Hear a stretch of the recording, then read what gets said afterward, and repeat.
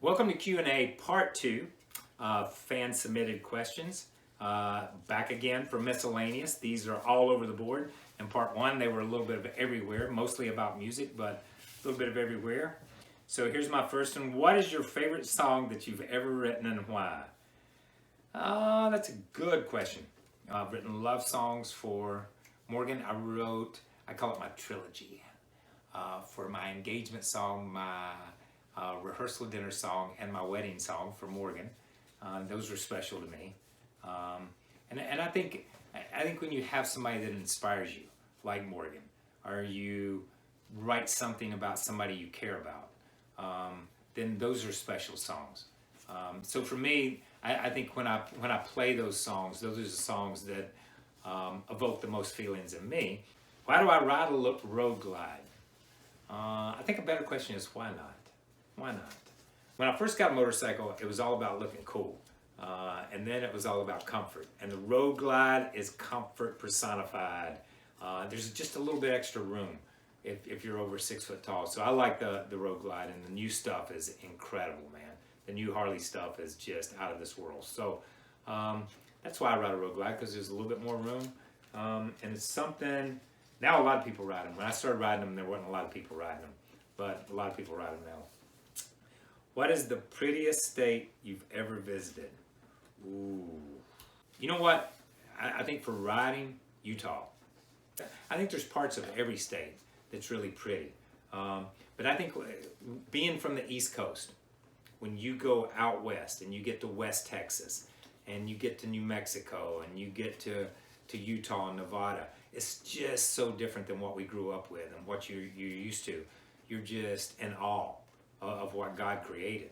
So for me, that's pretty special. Now, we get people that come from the West Coast that come back east and ride the Blue Ridge Parkway and think it's the greatest thing in the world, but we're so used to and jaded by the Blue Ridge Parkway. Yeah, it's beautiful, but you see it all the time. So I think for me, Utah would be my state of choice if I could just go ride in one place. When did you first become interested in volunteering charity work? That's a great question.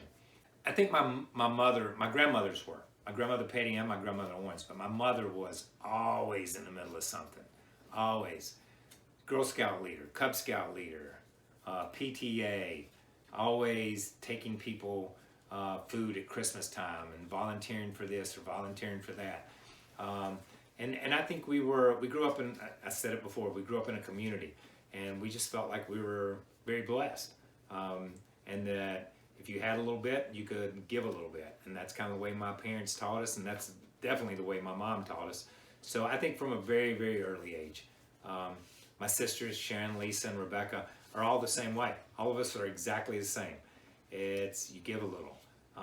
And I think that's where camp came from. That's where a lot of things, whether it be food drives or different things that I've done and been a part of, you just volunteer. You don't have to be the focal point. You just have to be one of the people in line helping out. And I've been that in a lot of cases. So I think it comes from my grandmothers, but it definitely comes from my mom more than any place else. How many guitars do you own, and which one is your favorite? You know what? I'll say this. I don't know how many I have now. I have been liquidating. Just call me if you're looking for one. I may have one in stock.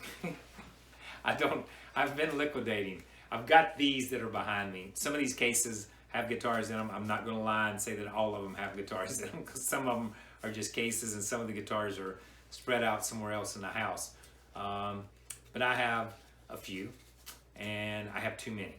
And I'll be honest with you, because it hurts my heart to see guitars that don't get to be played. And I think that's why I've been really getting rid of some of them, so that someone would take them and play them and love them the way I loved them once. You know, I take these. I don't know what my favorites are. My favorite, I've got a 1984 J45 that's black, that I refer to as Black Betty, that I wrote a bunch of love songs for Morgan on. So that's a favorite guitar. My Jimmy Edmonds guitar, my Edmonds that I'm playing now, I've written a lot of songs lately on it.